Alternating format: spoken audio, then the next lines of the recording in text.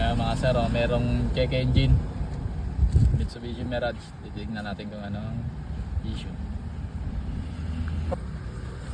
Yan, oxygen sensor rear.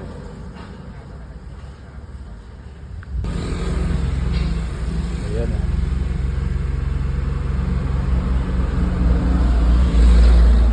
Masyado nang mababa. Ayan, so sir.